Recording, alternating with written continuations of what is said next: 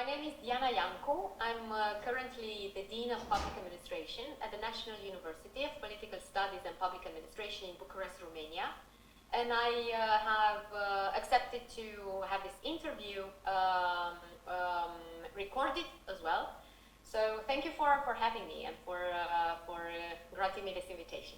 Thank you for your time and thank you for your consent to cooperate in this project. So as you know, the project deals with the different EU aspects that can be brought to Georgia, and especially my research deals with the public administration reform, so as we call it, PAR. Yeah?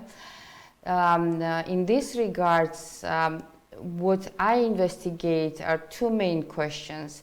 This is how public administration reform deals with the political influence on civil servants, and the second question is how does it regulate career promotion for civil servants, because Georgian public administration system that we are currently introducing and that the reform is still ongoing in Georgia pose this political influence as one of the main problems that we inherited from the previous government. That's why the law, the new law, which we adopted in 2015, deals with it more with protecting civil servants. So it introduces more regulations for protection of civil servants, but at the same time, this protection means more bureaucratization and less managerial discretion. So it means less effectiveness of civil service. On the other hand, the political influence is still there, because we know that everywhere where the human being acts, there are spaces for political influence and bias and nepotism. On the other hand, when we talk about the career professional civil service, the civil servants currently do not have any clear path. How can they be promoted? How can they build their career? Because there are many layers, there are many problems. There should be job opening announced in order to be promoted, and you have to participate in the with many different people to get this job. So despite the fact that the system is closed and mostly civil servants can apply to any job opening at first place, still they have to compete with each other. So to say, this is not a clear path for career promotion. So my question was, first of all, if we can start briefly about the public administration reform in your country and how it deals with this political influence and career civil service. Okay, so at this stage, Romania has already joined the European Union for several years. This happened actually in 2007. And the struggle for actually having a career-based system in Romania for civil service was and continues to be very real. It was a struggle during the accession time and continued so after 2007 because, as you know, there is a very important, if you please, clash between values that are not internalized within, the system, and values who are promoted as only formally, just for the sake of, filling in some gaps or just ticking some boxes in some survey randomly announced by the European Commission or other bodies. So it has been a struggle, talking the talk but not walking the walk in a way in terms of civil service reform in Romania. Now, in the problem or the issue of politicization, so the influence of politicians, clientelism or corruption for that matter, in terms of promoting and also recruiting and selecting civil service, was addressed numerous times. It has happened for a long time since on civil service. In 1999, it was the first Civil Service Act that Romania has known. So it's already 24 years since we had a Civil Service Act. However, it was in 2019 that we had a code for administrative, code of administration, we call it, a document which basically combines the statutes of civil service with references about promotion and career for civil servants. And so I just wanted you to realize that this struggle and the need to clarify the position of civil servants, the categories of civil servants and their career has long, it was very long. It overpassed the moment when Romania joined the European Union. So it was not something that happened in 2007, but rather something that happened, 12 years after 2007. And it still, it still gets amended. There are still, things that people and academia, learners, practitioners in public administration are still debating on how to improve it. So, very shortly said, this is a work in progress also in the case of Romania. And civil service reform continues to be something that current governments are focusing on because of the need to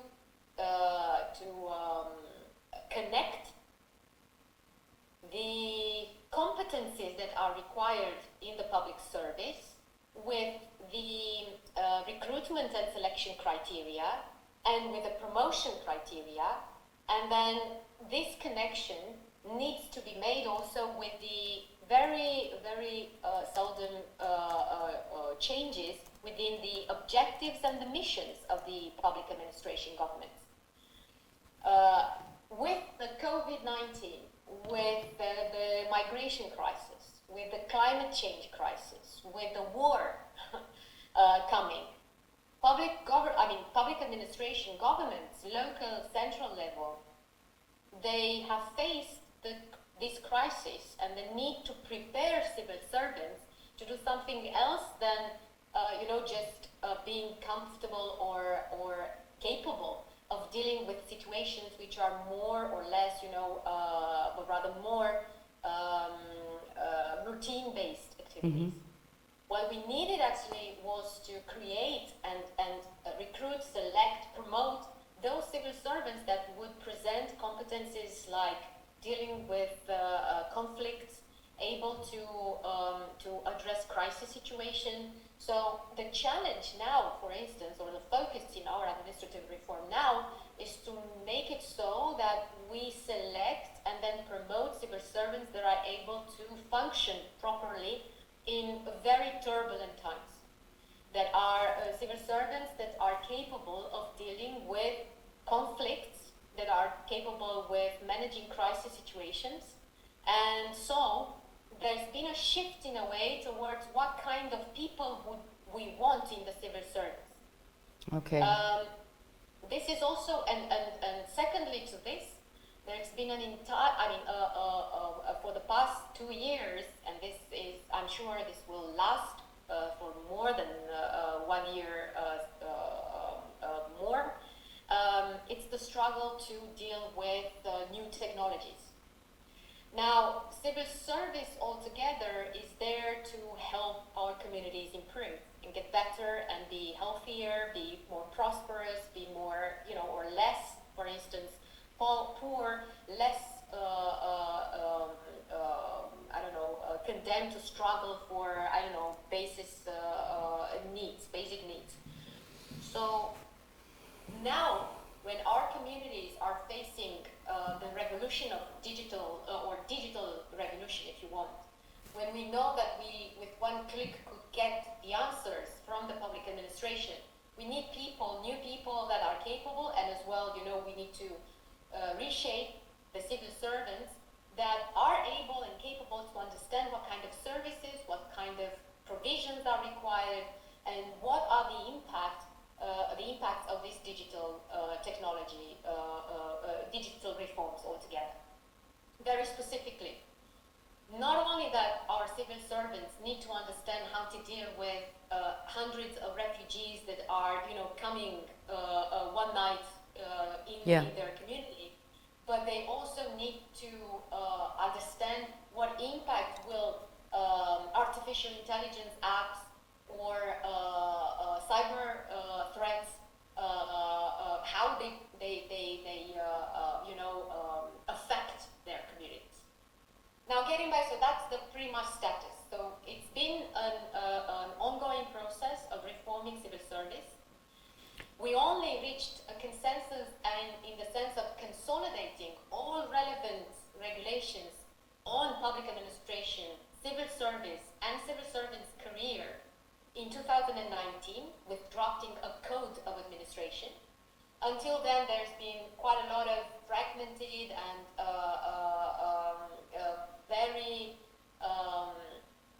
very much subject to change different provisions in different laws.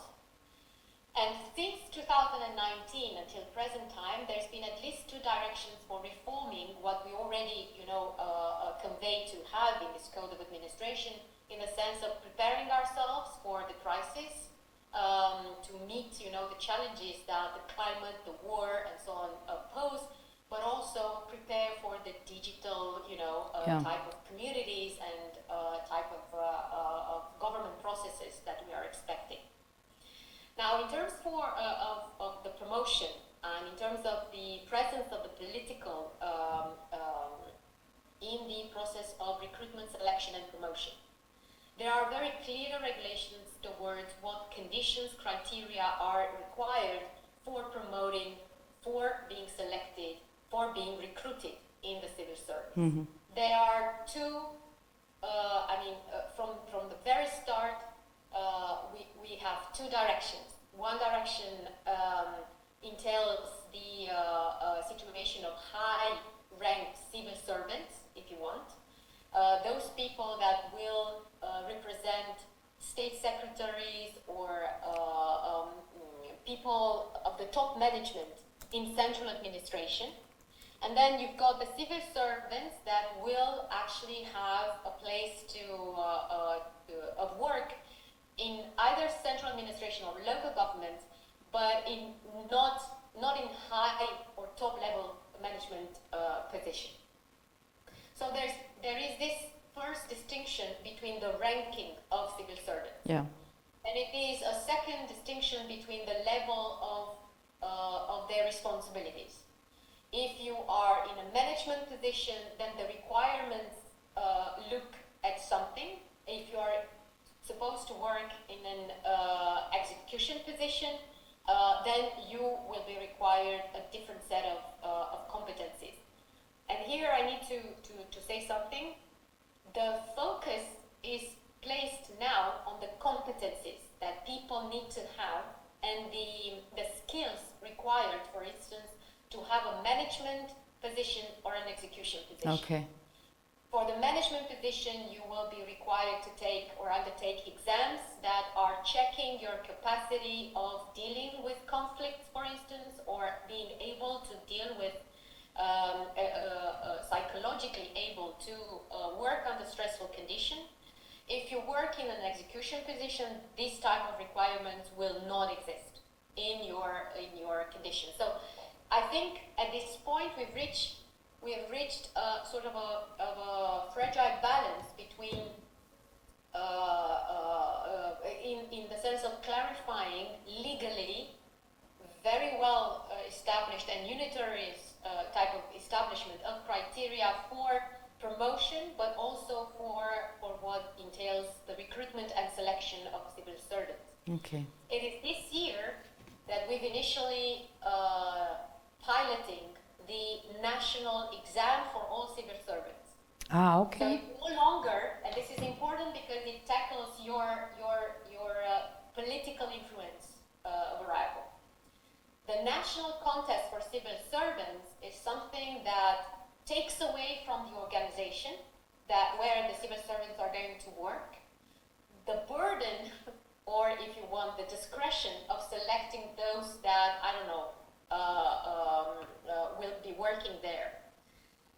One once you take a decision out of the politician outreach, then this might prove sufficient enough in terms of politicization and further patronage or something like that. So the national contest now for national exam for civil servants is being run by the National Agency for Civil Servants. Mm-hmm. This is an autonomous body. The national contest is being done online. There are a lot of stages of, if you want, of pre-requirements and also pre-selection, if you feel, or if you want to say it like that. The exam is more impartial because of the presence of academics, representatives of NGOs, and so on and so forth.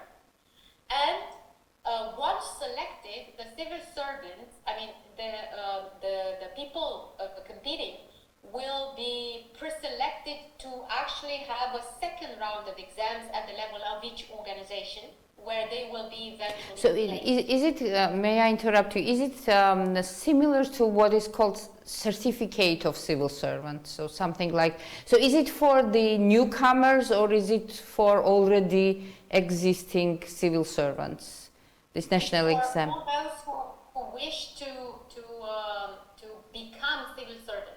Oh, so for the I'm new... not familiar with the term certificate of, but it's for all those who are newcomers in the sense that newcomers to the civil service. Yes, yes, that's but right.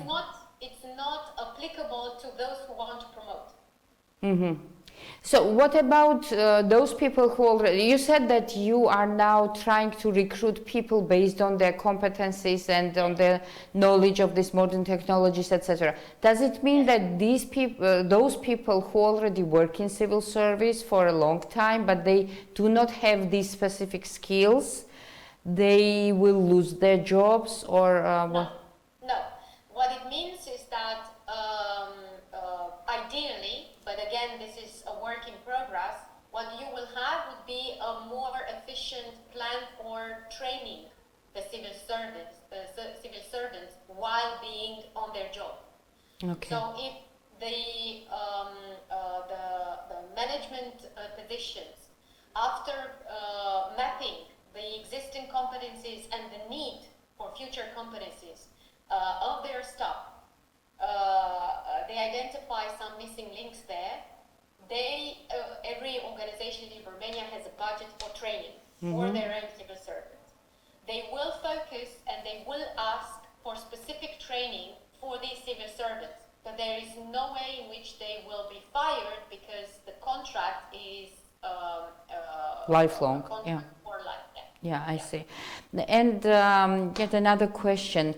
So when we speak about the promotion, you said that there are two different paths for the civil servants, a managerial and execution. Yeah. So do they somehow are they linked at any stage? For example, for the person, is it possible to start at the managerial position and then go to execution, or how does it work? To be promoted, or you choose the path and then you get promoted as a manager or as an executive civil servant, or how does it work? Because there is no such a distinction, no such a clear distinction in Georgian civil service. Okay. So there is a clear distinction of different categories of civil servants, management and execution positions. These distinctions are based on the level of training, on the type of job that they will be taking or are taking inside the organization. And there are criteria that could be very specific to different types of organizations, like for instance a certain degree or certain type of already certified, competencies. But to answer your question, promotion can only go upwards. So if you are at an execution level, you can be promoted to different ranks There are different ranks in Romania, so it's rank 1 or 2 or 3, and then after you receive this, you can go to 1, 3, 4 for the other type of level, and so on and so forth. And so seniority, but also merit, in a way, are connected to this promotion. You can access management by contest. You cannot access management position based on seniority. Ah, okay.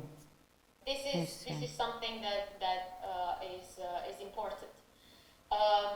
It is, however, or it can be a condition of participating into a contest for a management position. The number of years you have spent in your in a specific field for which the management position refers to.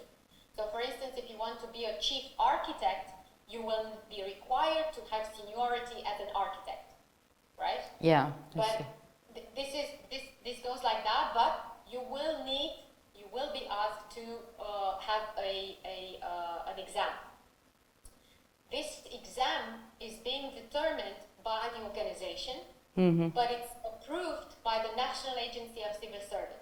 All exams are being approved by this autonomous body that looks at the structure of the organizational chart of the institution, the need for, as explained by the public organization, for a specific type of a position. There is a check made by the agency for civil servants, and they are present when the exam is being taken.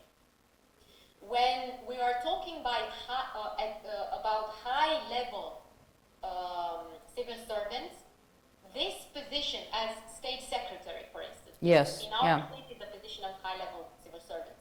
Top civil servant, Yeah, there's no promotion entailed. It's just an exam. So you just participate to a contest, and you can get that high-level or high-ranked civil servant. It's not a promotion there at all. I see. So, in order to, if you want to become a state secretary, it means that you have to apply for the exam and then pass the exam. But you need to have some kind of achievement already. So you cannot participate in this exam if you are like first-year civil servant of. Yeah. There are conditions set by the law, by the Code of Administration now. Very specific condition, which entails to the professional status of the person. You need to obviously have higher education. You need to have seniority in your respective field of work prior to becoming a high-level civil servant. Is it open or closed competition? I mean, can person from which hasn't worked in civil service apply to the? Oh, so it's open. Yes, but you need to have a training prior to applying. A training made by the National Institute for Civil Service in order to become or to be eligible. Okay. So we still have some 5 minutes, so it probably will be my last question. So as you say, at the entrance, at the recruitment level, the national exams, they protect candidates from political influence. But what about the first stage? Yes, at the first stage. But what about the political influence in other things, like in the, I don't know, assessment of civil servant, or just how their freedom of expression is limited, or how they are used as an administrative resource for the ruling party, or these are the problems that our civil servants face every day. Some of them even do not have Facebook accounts because they are afraid of expressing that situation is not very good in this regard. So, are there any regulations that protect civil servants from it already? Yes.